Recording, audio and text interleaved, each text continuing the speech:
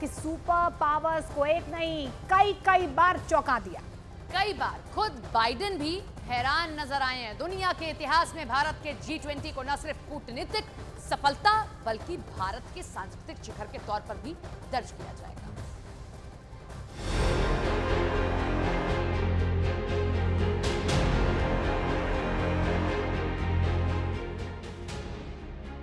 दुनिया की सबसे बड़ी महाशक्ति अमेरिका, दुनिया के सबसे लोकप्रिय नेता प्रधानमंत्री मोदी, और इन दोनों के पीछे बैकग्राउंड में एक तस्वीर। लेकिन अचानक जो बाइडेन ठहर गए।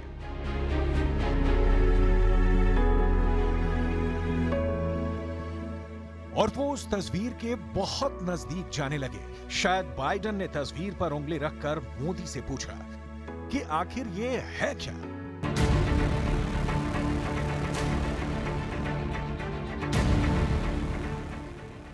अब ये दूसरी तस्वीर देखिए। G20 के पहले सत्र का दिन। दुनिया के सभी नेताओं का प्रथम स्वागत प्रधानमंत्री नरेंद्र मोदी कर रहे थे। सभी देशों के नेता एक एक करके मोदी के साथ मुलाकात कर रहे थे। और दुनिया की सबसे बड़ी महाशक्ति अमेरिका के राष्ट्रपति बाइडेन एक बार फिर चौंक गए। वो ठहरे, रुके और फिर उन्होंने पीछे की तरफ मौजूद तस्वीर को देखा। शायद बाइडेन फिर ये पूछना चाह रहे थे कि आखिर ये क्या है। ठीक इसी तरह से भारत मंडपम में जब रात के डिनर का कार्यक्रम हुआ तो फिर भारत मंडपम रात के अंधेरे में रंगीन रोशनियों से नहाता हुआ ऐसा स्वर्ग जैसा स्थान मालूम पड़ने लगा जैसे कोई देवलोक हो। खूबसूरत रोशनी और खूबसूरत फूलों के बीच हल्की हवा के झोंकों पर लहराते हुए राष्ट्रध्वज और इन सबके बीच में मौजूद नटराज की विशाल मूर्ति। जिसने भी देखा वो ठहर गया। इस सुरम्य भव्यता पर हर कोई आकर्षित हो गया। आखिर क्या है ये मोदी के विजय और भारत की संस्कृति का वो जादू जिसके सामने दुनिया नतमस्तक हो गई।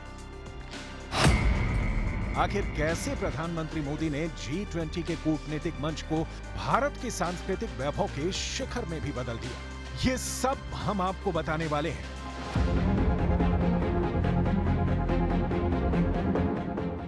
लेकिन शुरुआत करते हैं प्रधानमंत्री नरेंद्र मोदी के इस बयान से जो G20 के सत्र के पहले दिन दिया गया था।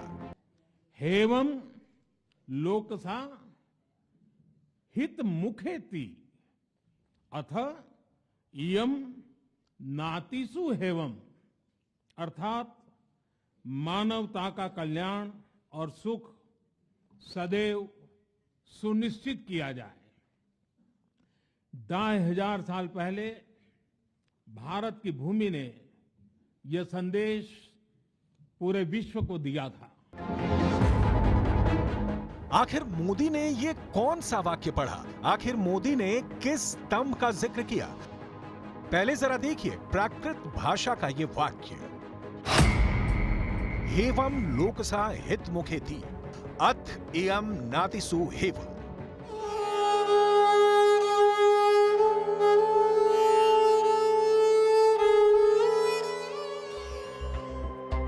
तो आखिर ये स्तंभ कहां है जिसमें समस्त मानवता के कल्याण की बात 2500 साल पहले कही गई है? आइए हम आपको बताते हैं। यह दिल्ली टोपरा स्तंभ है जिसे अशोक स्तंभ के भी नाम से जाना जाता है। सम्राट अशोक ने ही 2000 साल पहले इस स्तंभ को लगवाया था। और जिस वाक्य का जिक्र प्रधानमंत्री मोदी ने किया है वो इसी स्तंभ पर अंकित है।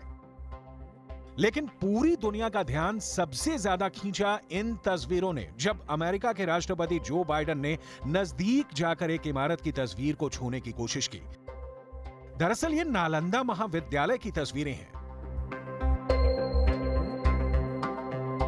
भारत की राष्ट्रपति द्रौपदी मुर्मू ने G20 के मेहमानों को रात्रि भोज का निमंत्रण दिया था और इस नियंत्रण में स्वागत की जिम्मेदारी खुद प्रधानमंत्री मोदी ने उठाई थी।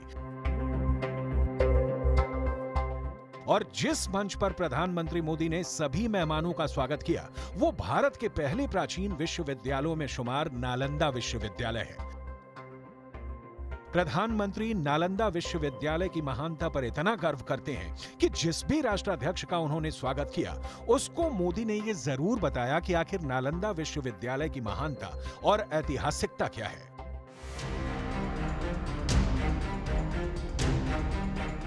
ऋषि सुनक ब्रिटेन के प्रधानमंत्री हैं, हालांकि वो भारतीय मूल के हैं।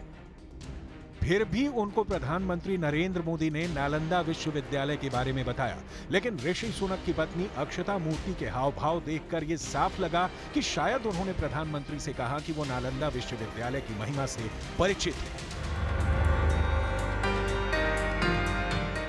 आज से 7 साल पहले जब प्रधानमंत्री नरेंद्र मोदी बिहार में नालंदा के चुनावी दौरे पर थे, तो उस वक्त उन्होंने नालंदा पर भी अपनी बात सबके सामने रखी थी। 5वीं कक्षा का विद्यार्थी हो, 7वीं कक्षा का विद्यार्थी हो, हिंदुस्तान के किसी भी कोने का हो, किसी भी भाषा में उसका शिक्षा दीक्षा हुई हो, लेकिन 5वीं 7वीं कक्षा में आते आते उसको नालंदा का पता होता है। उसे कान पे शब्द पड़े होते हैं, किताब में पढ़ा होता है कि नालंदा की कैसी गौरवशाली कहानी है, कैसा गौरवशाली इतिहास है। पटना से 90 किलोमीटर दूर विश्व प्रसिद्ध भारत के प्राचीन विश्वविद्यालय नालंदा महाविद्यालय के खंडहर मौजूद हैं। जब हेन सांग ने यहाँ दौरा किया तो यहाँ 10,000 छात्र पढ़ते थे और इन छात्रों को पढ़ाने के लिए 2,000 शिक्षक नियुक्त थे। नालंदा कई सदियों तक एशिया और दुनिया का सर्वश्रेष्ठ विश्वविद्यालय बना रहा। यहाँ अध्ययन के लिए चीन, जावा, सुमात्रा, म्यांमार, तिब्बत, लंका, अरब, तुर्की और ईरान आदि देशों से छात्र आते थे। प्रसिद्ध चीनी यात्री वेन सांग ने 7वीं शताब्दी में यहाँ पर विद्यार्थी के रूप में समय बिताया था। गुप्त वंश के महान सम्राट कुमार गुप्त को इस विश्वविद्यालय का संस्थापक माना जाता था और इसीलिए प्रधानमंत्री नरेंद्र मोदी ने जब बिहार के नालंदा का दौरा किया तब नालंदा के लोगों की खूब प्रशंसा भी की थी। पूरा विश्व नालंदा की धरती पर ज्ञान की प्यास बुझाने के लिए आता था।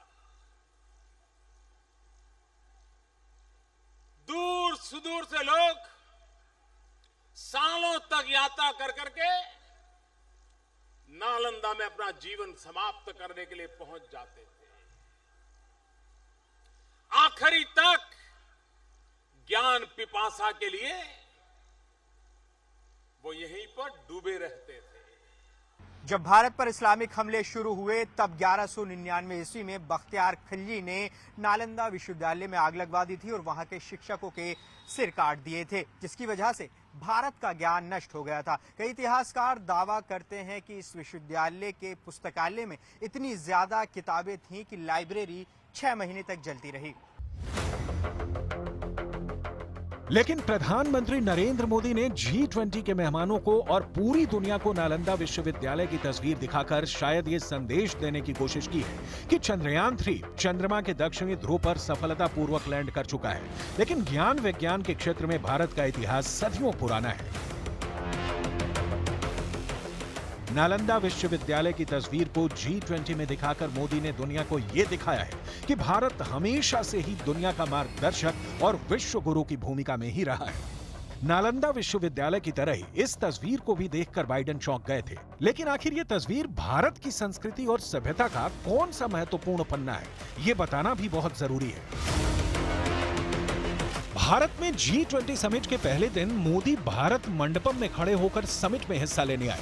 G20 देशों के नेताओं की अगवानी कर रहे थे, लेकिन इन सबके बीच दुनिया के नेताओं को और वैश्विक मीडिया को जो चीज रोमांचित कर रही थी वो पीएम के बैकग्राउंड में बना सूर्य चक्र था। दरअसल ये चक्र या पहिया कोणार्क के सूर्य मंदिर का हिस्सा है। ये सूर्य मंदिर रथ के आकार का बना हुआ है। ये पहिए बताते हैं कि आखिर कैसे पूरी दुनिया सूर्य की ऊर्जा से चलती है। इसे एक सूर्य घड़ी भी कहा जाता है। इस सूर्य घड़ी चक्र में कुल 8 मोटी तीलियां हैं और 8 पतली तीलियां हैं। हर तीली के बीच में 30 बिंदु हैं। हर बिंदु 30 मिनट का समय बताता है, यानी कुल 90 मिनट। इसे सूर्य चक्र, सूर्य घड़ी, रथ का पहिया और कई नामों से भी जाना जाता है। लेकिन कई एक्सपर्ट्स ये भी मानते हैं कि इसकी 24 तीलियां गायत्री मंत्र के 24 अक्षरों को भी दिखाती हैं। G20 के कार्यक्रम के लिए प्रगति मैदान के भारत मंडपम को बेहद खूबसूरत सजाया गया और भारत मंडपम में लगाई गई नटराज की प्रतिमा ने सभी का ध्यान अपनी तरफ खींचा। नटराज की यह प्रतिमा अष्ट धातु से बनाई गई है और यह दुनिया में सबसे ऊंची मूर्ति है। नटराज को भगवान शिव का रूप माना जाता है। मान्यता है कि भगवान शिव इस रूप में तांडव नृत्य की एक मुद्रा में है। यह मूर्ति 27 फीट ऊंची और 18 टन वजनी है। नटराज की प्रतिमा चोल साम्राज्य का भी एक बड़ा प्रतीक मानी जाती है। चोल सम्राट भगवान शिव के कट्टर भक्त थे। उन्होंने अपने शासन के दौरान भगवान शिव के कई मंदिरों का निर्माण कराया, लेकिन पहली बार 5वीं सदी में नटराज के रूप में भगवान शिव की मूर्ति बनवाई थी। वर्तमान में नटराज की जो मूर्ति दिखती है वो चोलों के साम्राज्य में ही बनाई गई थी। G20 की ये समिट भारत की सनातन संस्कृति के वैभव की गवाह उस वक्त भी बनी जब ऋषि सुनक दिल्ली के अक्षरधाम मंदिर में पूजा करने के लिए गए थे। ऋषि सुनक ने अक्षरधाम मंदिर में दर्शन किए, अभिषेक किया और साथ ही आरती भी की। इन तस्वीरों ने भी एक बार फिर पूरी दुनिया का ध्यान सनातन धर्म की तरफ आकर्षित किया। ऋषि सुनक पहले ही ये कह चुके थे कि वो दिल्ली में एक मंदिर का दर्शन जरूर करेंगे। I have enormous respect for Modi ji, and he's been personally very warm and kind. I'm a proud Hindu, and that's how I was raised. That's how I am. Hopefully, I can visit a mandir while I'm here for the next couple of days.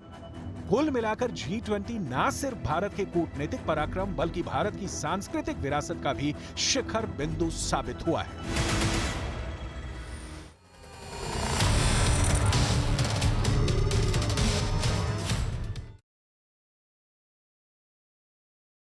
जिन्हें purity ये भी चर्चा का बड़ा विषय बना हुआ है। इस पर वॉशिंगटन पोस्ट के पत्रकार एडम टेलर लिखते हैं, G20 से पहले भारत नाम का उपयोग करना प्रधानमंत्री मोदी के विजन को दिखाता है। बीजेपी के पदाधिकारियों समेत मोदी के समर्थकों का यह कहना है कि इंडिया नाम का संबंध देश के उपनिवेश यानी गुलामी के इतिहास से है।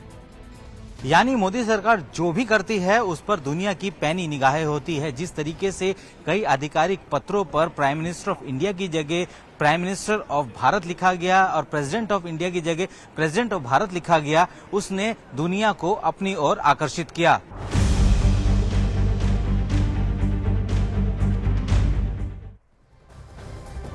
और अमेरिका के प्रतिष्ठित अखबार न्यूयॉर्क टाइम्स ने G20 के भव्य आयोजन को लेकर भारत की तारीफ की है। न्यूयॉर्क टाइम्स के कई लेखों में इस बात पर भी काफी जोर दिया गया है